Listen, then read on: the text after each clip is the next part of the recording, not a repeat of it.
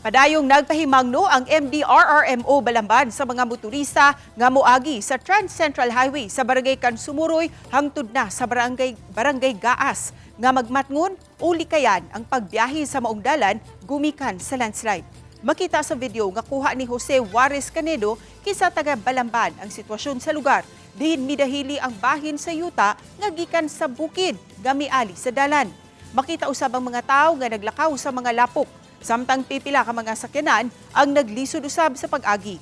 Matod ni Desiree Suroy-Suroy usa ka staff sa MDRRMO Balamban nga nagsugod ang maong landslide sukad pa niadtong bagyong Tino.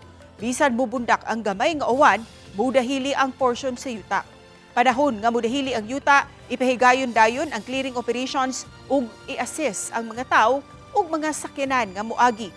Padayong gi-monitor sa taga MDRRMO Balamban, Cebu PDRRMO ug DPWH ang maong lugar.